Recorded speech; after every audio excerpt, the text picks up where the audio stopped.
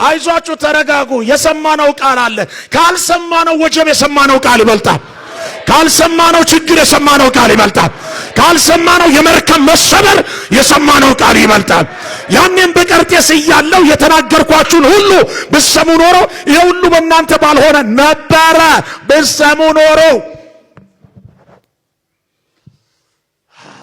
አብጀሩ ሄዶይኒ በሰሙ ኖሮ ነግሬያችኋለሁ ያለ መስማት ውጤት ነው አሁንም አይዟችሁን የሰምቻለሁ የሚሰበረው መርከቡ ነው ያልተሰበረ ቃል ግን ውስጥ ያለ በሰላም እንሻገራለን አለ አንድ ሰው ጮመን ይበልባል አው ማንን መስማት እግዚአብሔርን መስማት ቃሉን መስማት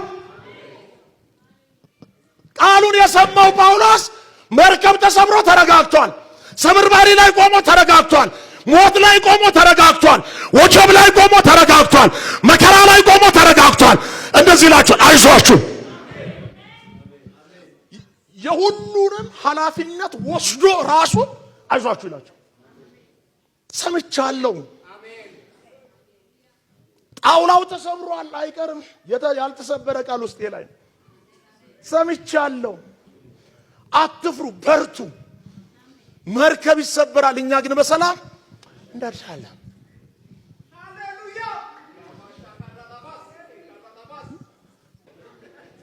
እሱ ነው እውነቱ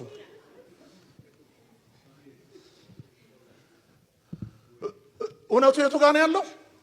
እዚህ ጋር ነው መከራ የለም አንል አለ ከመከራ በላይ ግን ቃል አለ ከመከራው በላይ ድምጽ አለ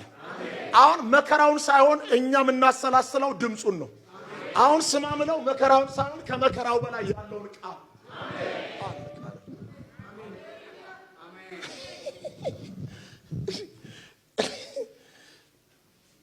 ልልህ የመጣሁት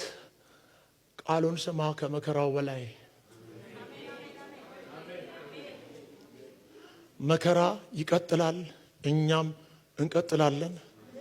ጌታም ይቀጥላል ደስ አይልም ሰውየው ሰምቻለሁ አለ ያለው ከነፍሰ ገዳዮች ጋር ነው ግን ደስ የሚለው የሰማው ቃል ራሱ ለነዛ ነፍሰ ገዳይ እስረኞችም ጭምር ለመቶ አለቃውም ጭምር አይዞ ይለዋል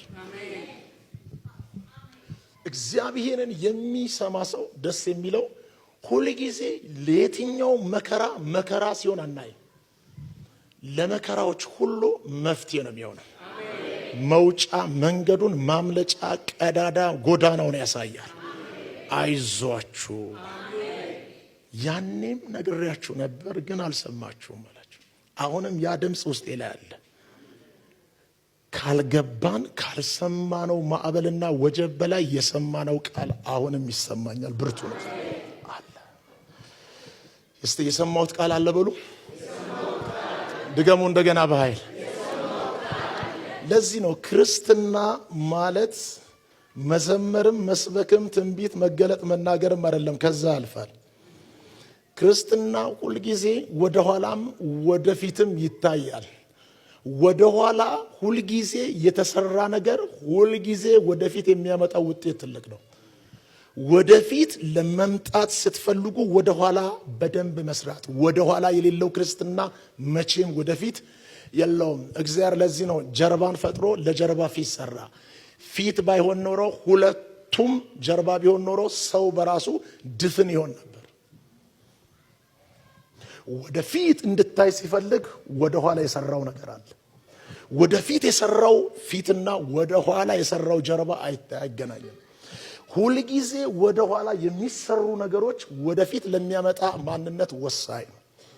ክርስትና ከመዘመርም ያልፋል መገለጥ ትንቢት ከመስማትም ያልፋል ከመጫጫ ወንበር ከመስበር አቧራ ከማጨስ ያልፋል ጴንጤ ክርስቲያን ምናምን ተብሎ ከመባልም ያልፋል ክርስትና በርቶልን የምንጀምረው ሳይጨልም የምንጨርሰው የክብር ህይወት አይደለምን ወደ ውስጥ እየዳንን ወደ ውጪ የምናርፈው የድል ህይወት አይደለምን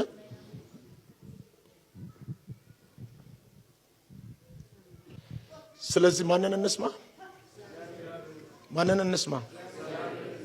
እግዚአብሔርን ስሙ መጣና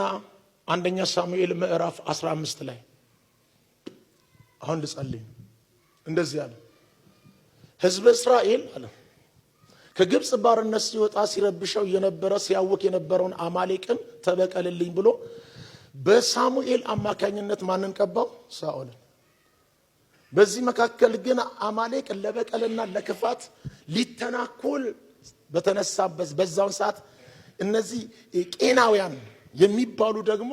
ለሕዝብ እስራኤል ደግሞ እናርገውላቸዋል ቸርነትን ግን የሚኖሩት ከአማሌቅ ጋር ተደበላልቀው ተበቀልልኝ ሲል ሳኦልም ሊበቀላቸው ወደ ሸለቆ በወረደ ጊዜ ምንድነው ያለው? አብረህ ጨፍልቀ እንዳትገላቸው ቄናውያንን ለይልኝ አለ። ቄናውያንን ለይልኝ ሲል ቄናውያን ተለዩ ብሎ ሳኦል ለቄናውያን መልእክት ልኮ ቄናውያን ሳኦልን ሰምተው ሲለዩ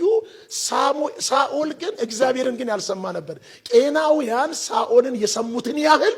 ሳኦል ግን እግዚአብሔር